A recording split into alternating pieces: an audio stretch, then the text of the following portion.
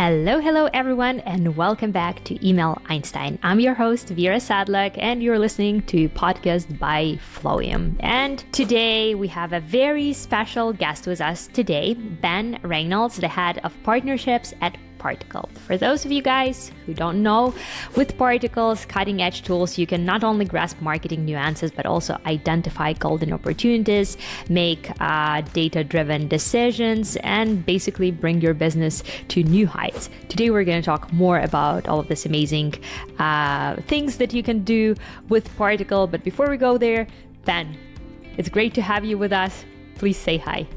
Yes, thank you so much for having me. I'm really excited to speak with you today. Yeah, I have like a gazillion juicy questions to you, but before we go there, let's play a little Blitz Q&A game, just like to get to know you better, okay? Mm-hmm. Cool, let's do this. East Coast or West Coast? West Coast. Okay, shopping online or shopping offline? Online, 1000%. Yes, we might be biased. We both are from eCommerce. We might be biased, but I don't remember the last thing I shopped like physically in stores. Okay, last physical item you purchased online?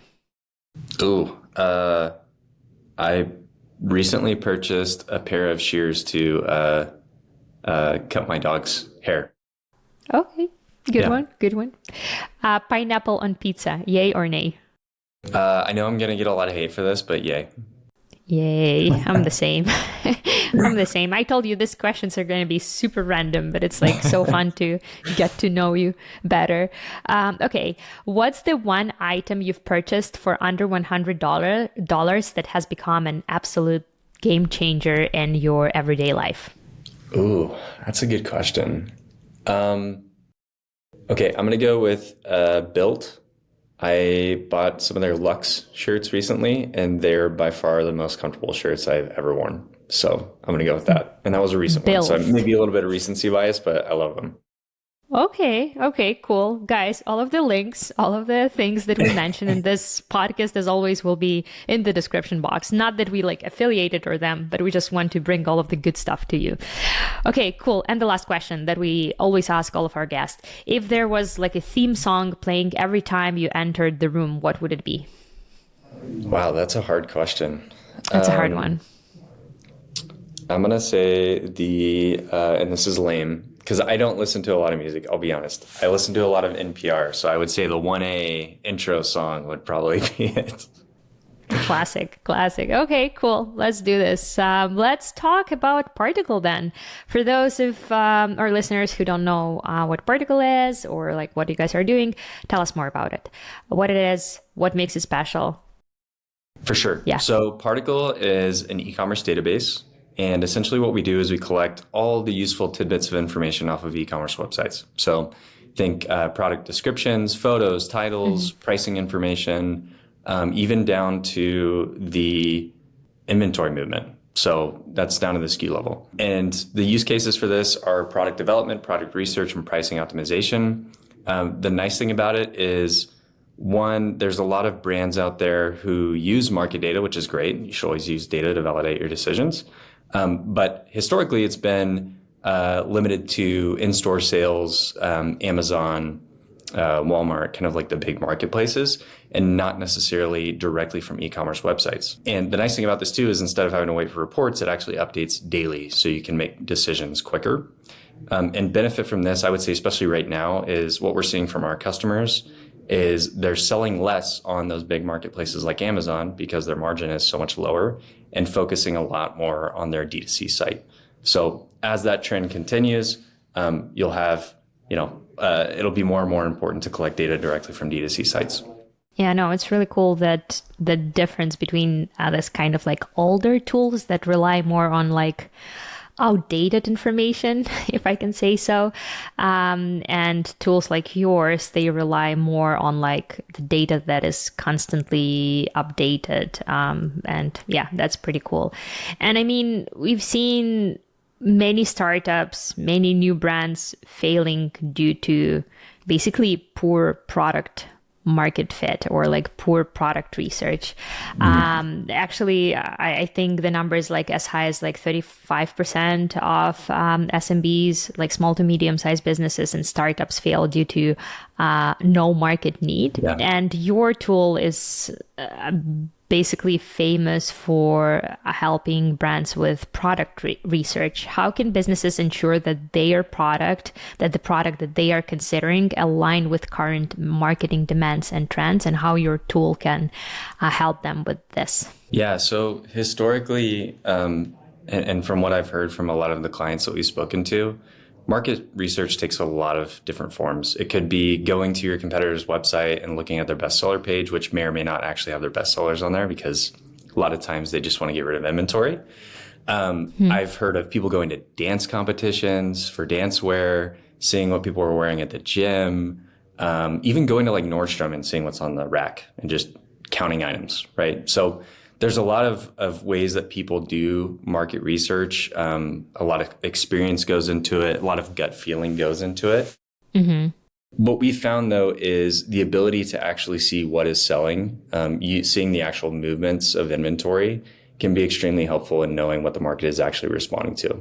So, for example, if I'm an activewear company, being able to see my competitors' new product launches, being alerted to their new product launches and watching how those perform, can give me an idea pretty quickly of whether or not there's a product market fit. If you're comparing those to more mature products that they have, you get an idea of what the typical sell-through rate looks like, what the units sold on a daily basis look like, and then comparing that to a new product launch can give you an idea of what the fit looks like and what the actual demand is for that type of product. So using data to make those decisions doesn't take away all the other types of market research that people do. You know, I think those are still valuable to some extent, especially whenever it comes to the experience of people who are running these brands.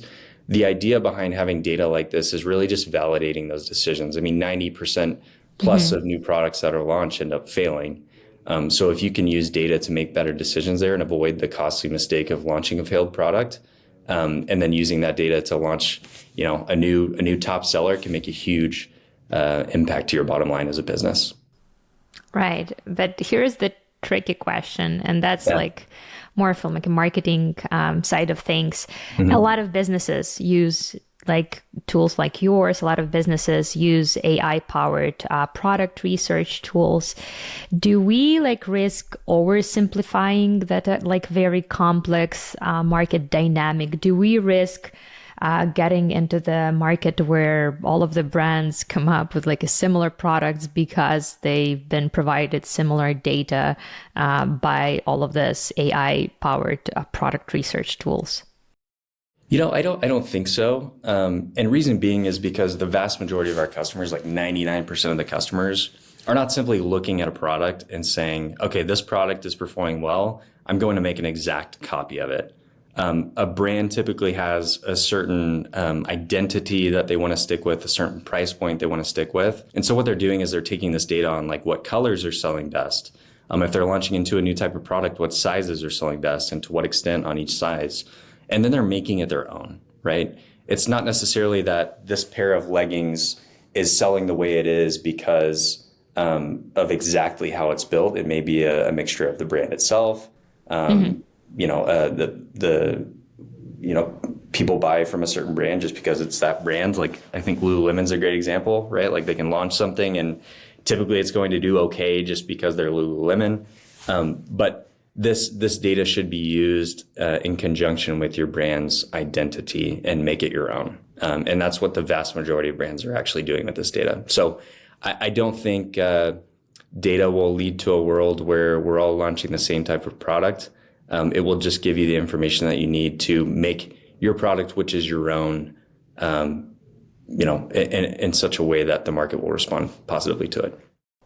Okay. Yeah. One of the functionalities that you guys have on your website on your tool is also competitor analysis. How can, like in what ways does tracking inventory, like quantities down to SKU level, offer a competitive advantage? You said that you can like analyze what other brands are selling, like in what quantities and stuff like that. Like how does it help you? Yeah, I would say there's one way that comes to mind immediately is from a white space opportunity. So if I'm a brand who's selling a t-shirt in black and navy, right? Those are the two colors that I have. Being able to look at my competitors and seeing what other colors are doing well for them can give me the opportunity to launch a new variant that could end up producing quite a bit of revenue for myself. The other way of this too is I think of like a brand, like a lot of bag brands typically go into apparel. It's kind of like I don't know why, but it seems like a pretty common trajectory for those brands to go from bags to apparel. And if I'm a bag company, I've never done clothes before. I'm really shooting in the dark unless I have data to back up what types of products I want to start with and how I want to expand into the future. And the benefit of this too is like you think of Zara's a good example where Zara launches a particular dress. And if it does well, they launch it in multiple colors. But it takes a few months for them to really figure out if this is something that they want to do and if it's performing well enough. And I've talked to brands where they actually look at Zara and they see a dress that expands into multiple colors, and then they kind of make it their own and launch a similar dress. But that could take months and you lose out on revenue opportunities, right? Like if I launched that dress 6 months after it launched and was doing really well for Zara, I'm missing out on a pretty large revenue opportunity. So having this real-time data can help me react quickly to what the market is demanding. Right. And a lot of your customers, or actually a lot of your clients, I guess, they are leverage this, your tool for their product launch. I especially like the Chubbies example. Can you walk us through that case study really quick, just like to show how brands can leverage the power of analytic in that product development cycle? Mm-hmm. Yeah. So Chubbies, for those of you who aren't familiar with them, I imagine most of you are, but they really came out as focusing on shorts and focusing on swimsuits. And one thing that they really wanted to do was get into pants. They tried launching pants a couple of times, didn't go how they had planned. And so when they started using Particl, they used Particl to figure out what colors and sizes were performing best in the market. So looking at different brands that they kind of wanted to emulate in terms of the pants styles, and looking at those to see the distribution of sizes and seeing which colors are performing best. And then they also analyzed pricing and sell-through rates to determine where they should price these new pants. So once they used that data and they launched their pants, they did over 1.5 million in sales in just the first week, right? So it's a very data-driven approach that led to a very successful product launch. Yeah, and since you touched on that pricing aspect of things, pricing is definitely a critical aspect of any product launch. Yeah. What's the process? How does AI or how does your tool specifically assist businesses in optimizing their pricing strategies? Yeah, great question. So think about it this way. If you are a clothing brand and you have, say, 3 or 4 competitors in your space that you consider to be direct competitors, you may watch their price points fluctuate on the website, but there's a blind spot in that you don't know what actually happens to demand with those price changes. It could be that they lower their price or they raise their price by $10 and nothing happens to demand. They're just making an extra $10 on each sale. It could also be that they raise their price by $10 and they lose a lot in demand and end up losing money on that price change. So the benefit here is being able to see the back end of understanding what happens to demand when price changes rather than just reacting to a price change. I've seen spreadsheets that companies use to keep track of price. It's a very manual process of going through and seeing what the prices are for the products of your competitors. The nice thing is we're actually using AI to pull those price points and put them in a very digestible view for the customer to see those price changes and then also see what happens to demand. So price is important too because there's a macro economic effect on price. Right now, inflation's high and prices are high. Right. It may be that in 2 years' time, that's not the case and price is lower. But the fact is people are willing to spend a particular amount of money depending on what their certain situation is or what the macroeconomic environment looks like.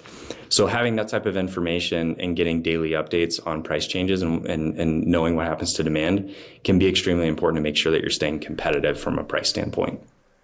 Cool. And what about the seasonality aspect? Do you guys take that into account? And what advantages does your tool have, especially when it comes to understanding that seasonality aspect of sales? Yeah, great question. We very much push our data for Black Friday, Cyber Monday. Obviously, that is the busiest time of year for brands, right? And there are a lot of different discount strategies when it comes to that holiday, you might say. So you think about you may have certain products that are a certain percentage off. You may have the entire website a certain percentage off. And what we've seen with the data is that the approach of just having particular discounts for particular products rather than a site-wide discount actually works better. And if you want more detail on that, I probably couldn't give it to you. That's just what the data tells us. And we've seen our customers implement that and have greater success doing that. So it's very interesting to see what discounting strategies work best.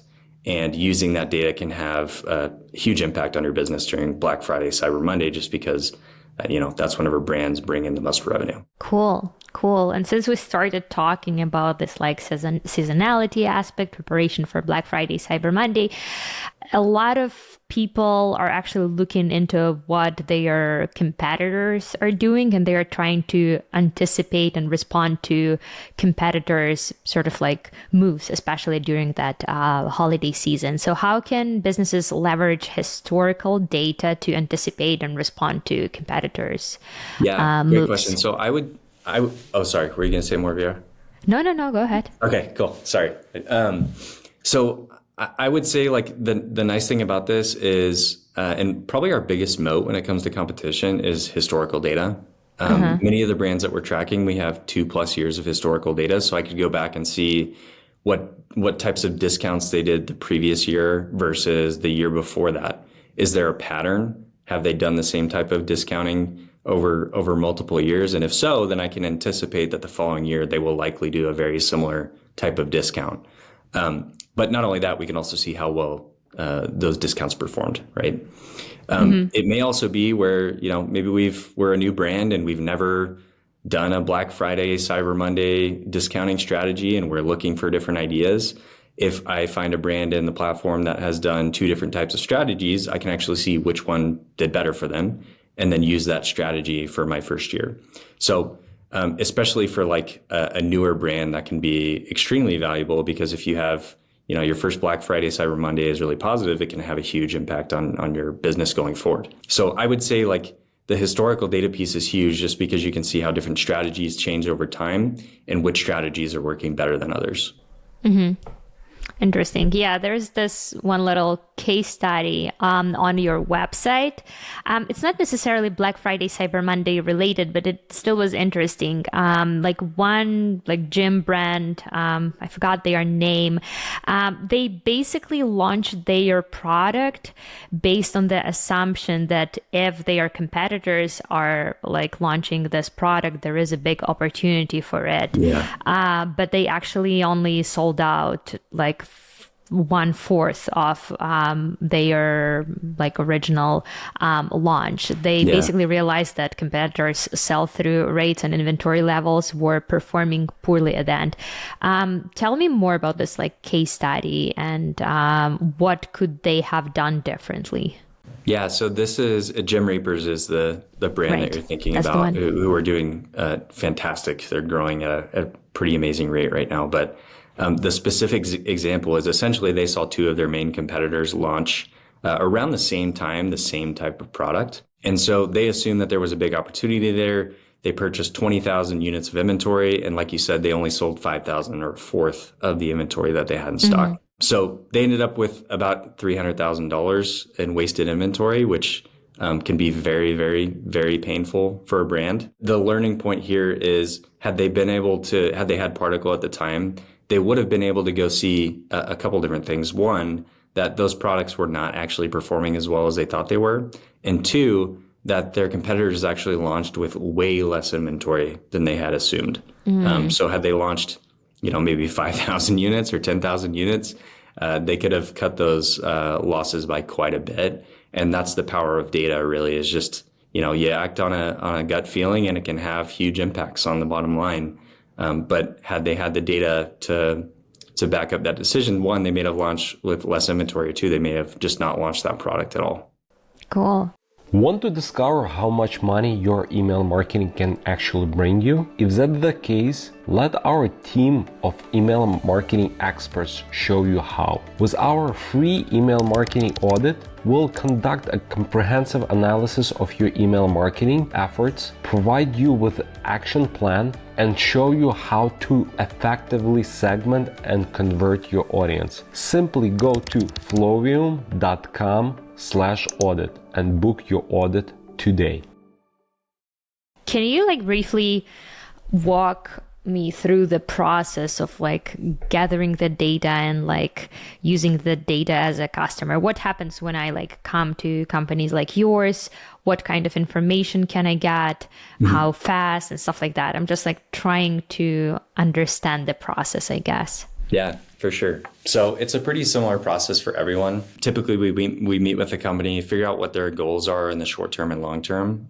We want to figure out first and foremost if they're doing product development once a year, if they're doing it constantly. It just kind of depends on the business. Typically, apparel companies are doing product development more often than others.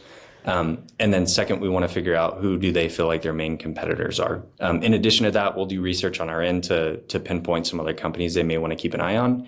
And then essentially what they'll do is they'll select the specific companies that they would like to track. So we load those into the database for their specific account. They'll have access to all of the historical data that we have for those brands, and we'll receive new data on a daily basis. If we can't track inventory level on the brand, we still bring in review information, bring in pricing information, bring in all the product information, just everything but inventory. And then from there, they'll typically create collections. So for example, if I'm looking to develop a new product, I have the ability in platform to actually search for a keyword, and it will look across the entire database. And that way I can pinpoint who are the top players in that space. I can take those top players, put them in a collection, use filters. So that way, if I'm looking for just leggings, I can take out all the fluff and just focus on leggings. And I can start whittling that down to find what are the best selling products, colors and sizes, and then use that data to either validate decisions I've made internally or use that data to develop products. But it's updated daily and pretty easy to use platform. So. And what kind of data can I get?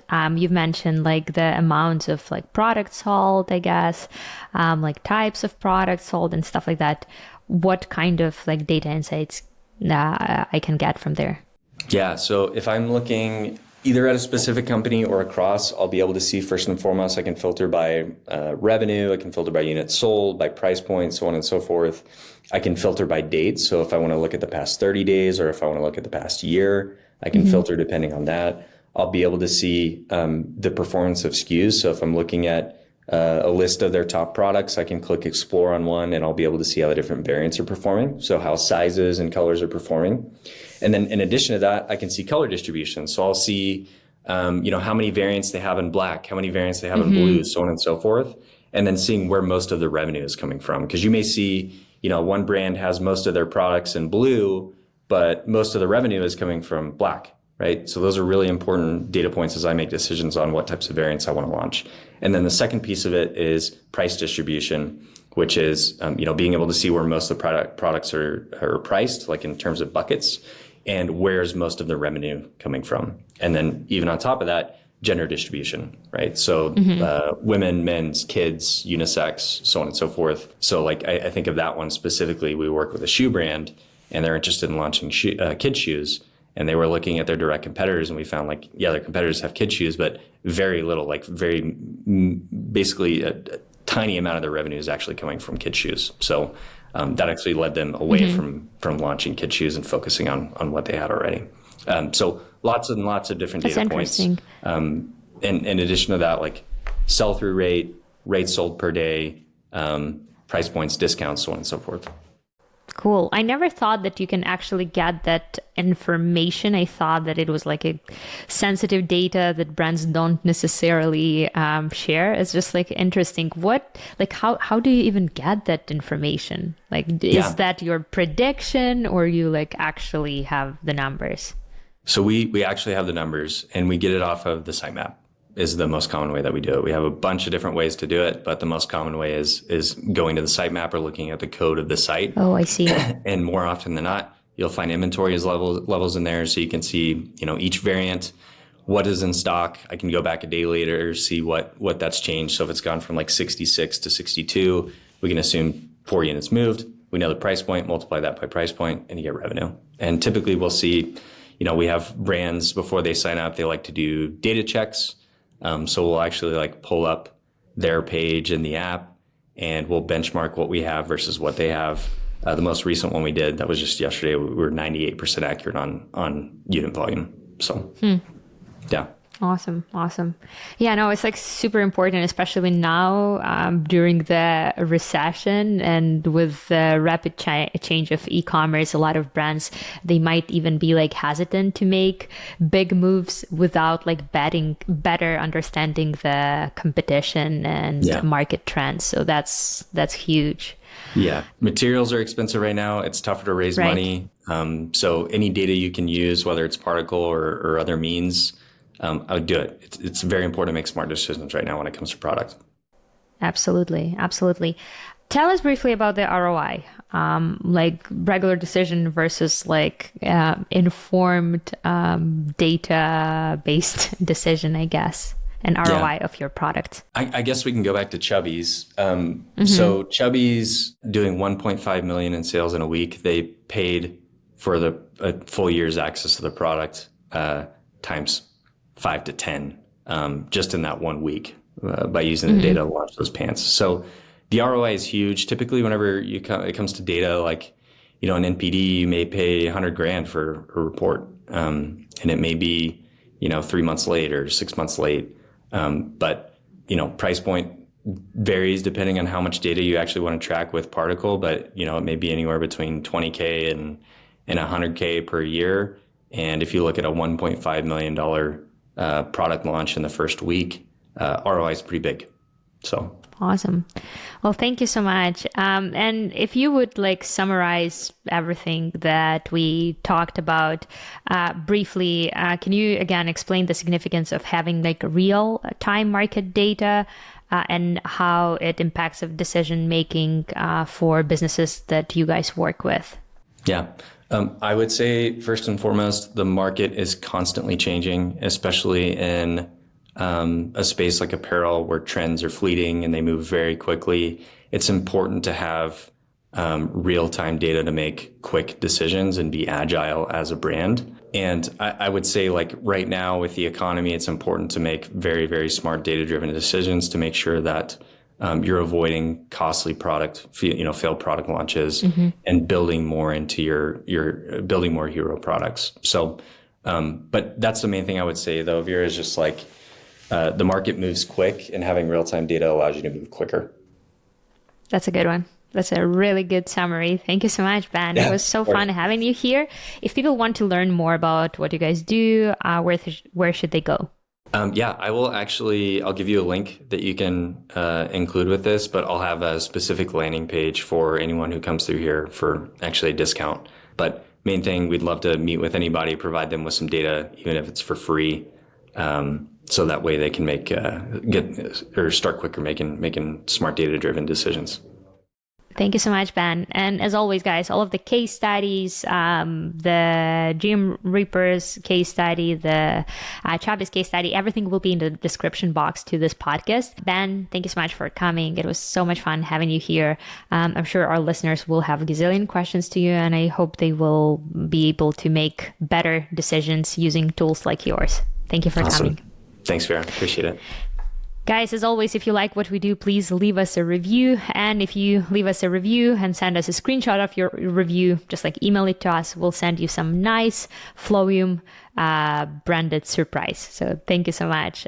come back next Tuesday. Next Tuesday, we'll keep talking about all things AI in e-commerce, AI in email marketing. It's going to be a good one. Thank you so much for listening, and we'll see you soon. Bye, guys. Hey, if you're watching this and you like what you see, please hit subscribe and hit the bell because it helps us grow our channel.